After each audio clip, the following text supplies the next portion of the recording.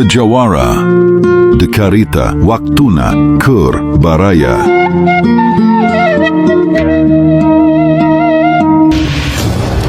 Cerita drama misteri asal penjual bakso celeng. Si Udin yang nampak ketakutan setengah mati dengan posisi tangan yang menunjuk ke arahnya. Makhluk apakah yang dilihat si Udin sampai si Udin ketakutan setengah mati? 2 jam sebelumnya. Di kedainya Pak Wahyu, banyak sekali orang-orang yang berkumpul di sana. Suasananya sangat ramai dan juga riuh.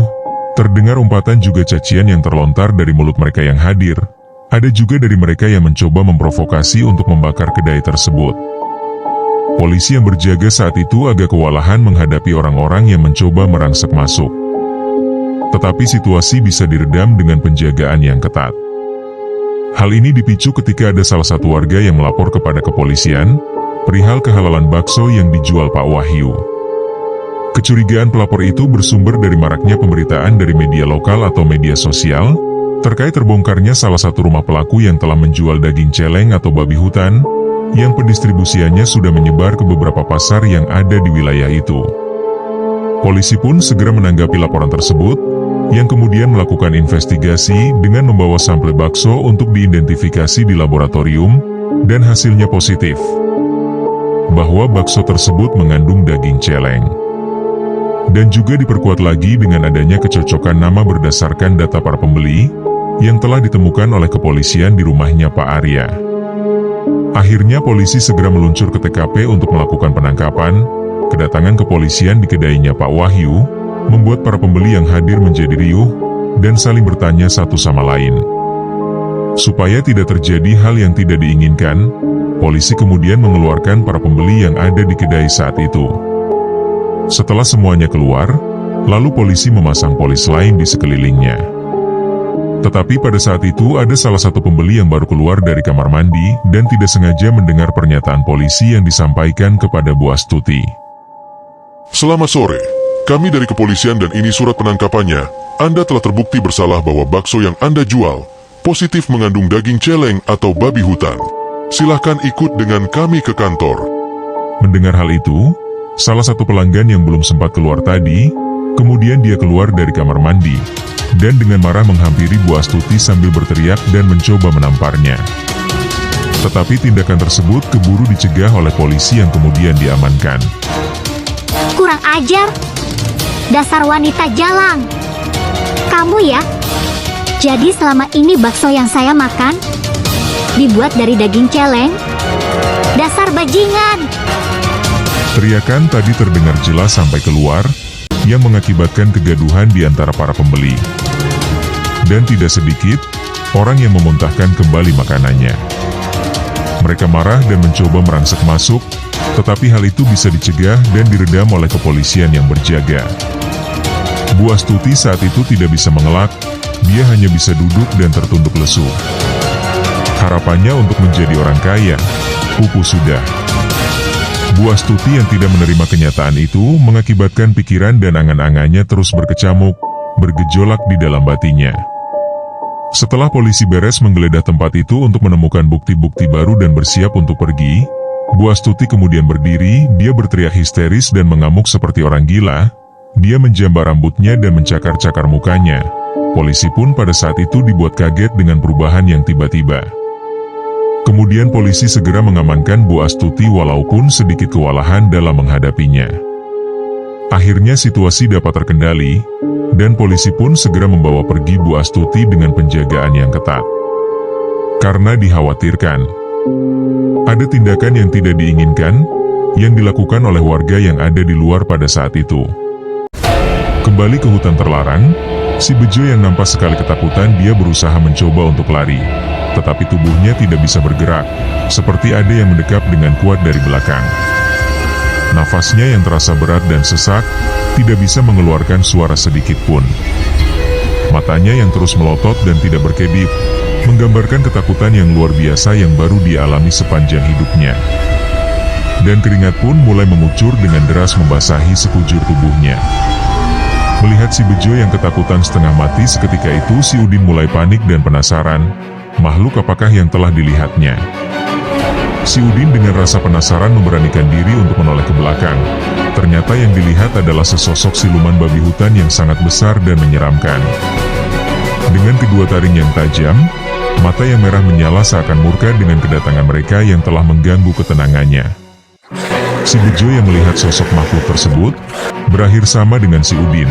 Tubuhnya kaku tidak bisa bergerak, seperti adanya kekuatan sihir yang membuat mereka tidak bisa bergerak. Siluman babi menggeram mengeluarkan suara menggelegar, yang kemudian menusukkan kedua taringnya tanpa ada perlawanan. Dan keduanya menjerit kesakitan di penghujung kematiannya. Pak Wahyu yang mendengar suara itu langsung terbangun dari tidurnya. Dia bertanya-tanya di dalam hatinya, apa yang sebenarnya telah terjadi. Alangkah kagetnya dia ketika melihat sesosok babi hutan yang sangat besar dengan kedua mayat yang tertusuk di kedua taringnya. Dia mencoba menutup mulutnya, berusaha untuk tidak bersuara agar tidak diketahui oleh siluman babi itu. Kengerian langsung menjalar ke seluruh tubuhnya. Panik, rasa takut akan kematian, tidak bisa tidak membuat tubuh Pak Wahyu bergetar hebat.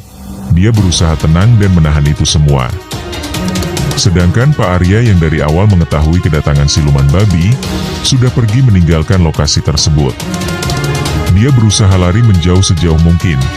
Jeritan kedua anak buahnya yang terdengar membuatnya semakin panik dan semakin menambah kecepatan larinya.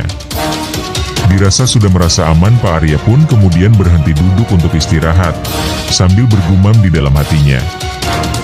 Ternyata siluman babi bukan mitos belaka. Benar adanya, dia merupakan legenda yang nyata. Dari cerita mitos yang beredar di masyarakat, diceritakan bahwa adanya sosok siluman babi yang mendiami sebuah hutan, sekaligus menjadi penguasa hutan tersebut. Bila mana ada sekelompok orang yang datang atau tersesat di hutan itu, bisa dipastikan mereka tidak akan keluar dengan hidup-hidup. Siluman babi tidak memakan umbi-umbian sebagaimana babi-babi hutan biasa. Tetapi yang dia makan adalah daging, apalagi daging manusia. Itu merupakan makanan spesial baginya dan Pak Arya sangat mengetahui betul tentang cerita mitos tersebut. Karena cerita itulah yang membuat Pak Arya melarikan diri dan menjauh dari hutan. Tidak disangka, ternyata siluman babi mendiami hutan ini. Gumam Pak Arya merinding yang masih terlihat ketakutan. Belum juga rasa capeknya hilang. Geraman siluman babi kembali terdengar, bahkan lebih kuat lagi, suaranya sangat menggelegar seakan-akan dia adalah penguasa hutan ini. Pak Arya yang mendengar suara itu merinding ketakutan, mau gak mau harus kembali pergi dan menjauh dari hutan. Ketika dia mulai berdiri dan bergegas pergi, terdengar dari depan gemuruh ribuan suara kaki disertai suara yang familiar di telinganya. Ternyata ribuan babi hutan yang berlarian menuju ke arah sumber suara siluman babi. Sontak saja Pak Arya kaget, kemudian dia berlindung di balik pepohonan yang besar. Ribuan babi terlihat berlarian melewatinya, sambil ketakutan Pak Arya berdiri bersembunyi di balik pepohonan, dan menutup matanya. Dengan mendengar ribuan langkah babi hutan saja begitu mengerikan, apalagi melihatnya. Tetapi yang tidak dia sadari adalah ada salah satu babi hutan yang perlahan mengurangi kecepatannya. Babi hutan ini terlihat berbeda dengan babi-babi lainnya. Babi hutan ini telah mengendus keberadaannya, kemudian babi hutan ini berbalik dan menghampiri Pak Arya. Makin dekat semakin dekat, suara babi hutan yang berlarian semakin berkurang, kemudian menghilang dan menjauh. Tetapi terdengar ada suara langkah kaki yang semakin dekat menghampiri Pak Arya. Pak Arya mengerenyitkan keningnya, dan mencoba membuka matanya secara perlahan. Nampaklah sosok babi besar berwarna keemasan, tepat berada di depannya. Pak Arya langsung panik, matanya melotot ketakutan, sekujur tubuhnya bergetar, dan wajahnya seketika itu nampak pucat, seolah-olah kematian ada di depan matanya. Tetapi Pak Arya mencoba tetap tenang. Secara perlahan dia mengambil senapan di sampingnya. Dengan gerakan cepat dan terarah dia membidik babi hutan itu, dan langsung menembaknya. Peluru melesat dan mengarah tepat mengenai kepalanya. Seketika itu tumbang dan tidak bergerak. Kemudian Pak Arya mendekati babi tersebut, sambil mengarahkan senapannya. Kemudian Pak Arya mengerahkan tubuh babi itu dengan moncong senapannya, untuk memastikan babi hutan itu telah mati. Apakah babi hutan itu benar-benar mati? Bagaimana kondisi Pak Wahyu sekarang? Semua pertanyaan ini akan terjawab di episode berikutnya. Jangan lupa silahkan like, komen, dan subscribe dan centang lonceng notifikasinya agar kalian tidak ketinggalan cerita-cerita selanjutnya. Terima kasih telah menonton. Dan sampai jumpa.